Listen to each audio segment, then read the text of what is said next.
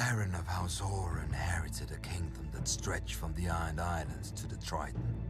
Too great a kingdom to rule from a castle as shitty as Pike.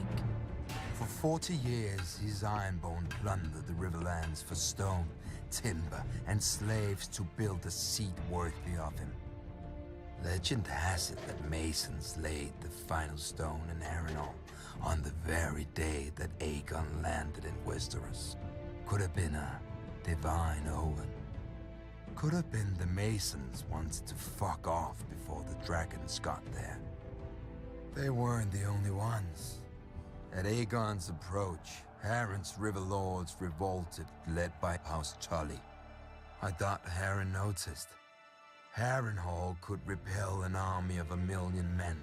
No ladder could summit its walls, and no ram could shatter them. The castle was as impregnable as an old mate's cunt. Harren shut his gates around himself, his sons and his Ironborn, and waited for Aegon's army to drain back into the muck. When Aegon finally saw the monstrous castle, he asked for parley. Harren granted it. Valyria had been the greatest empire the world had ever seen. Harren wanted to piss on its ashes.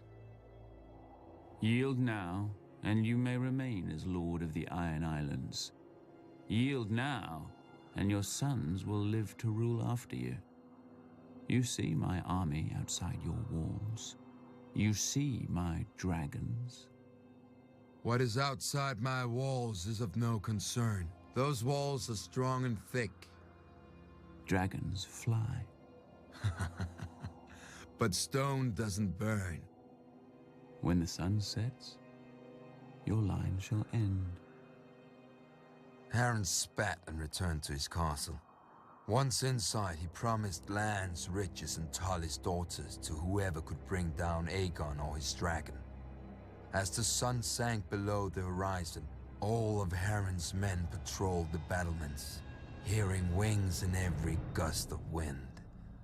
But the moon rose and sank, and no dragon appeared. While the Ironborn were ringing the battlements, Aegon drove his dragon Balerion higher and higher in the night sky, so that even the great castle of Harrenhal looked like an anthill below them. Then they plunged straight into the castle, well inside the guarded walls. The 5 towers of Harrenhal reached towards Aegon like a hand. Balerion opened his mouth and bathed all the fingers in flame.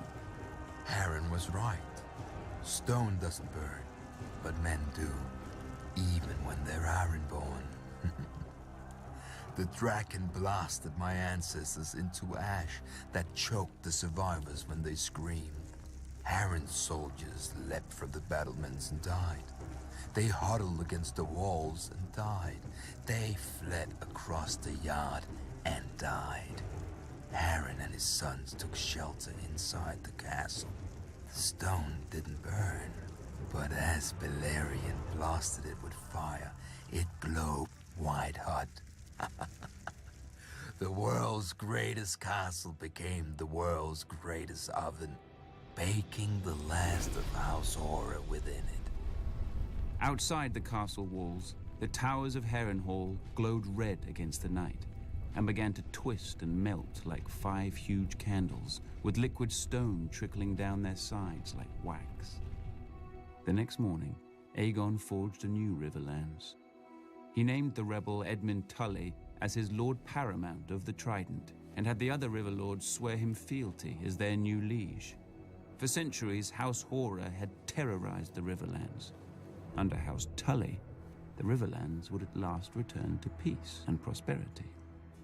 After the castle cooled enough to allow men inside, Aegon ventured into the ruin he'd made of Harrenhal. He saw the ashen bodies, the scorched stone, and the mangled and melted swords of his former enemies. To his men's confusion, he ordered these useless swords collected and sent to his Aegon fort.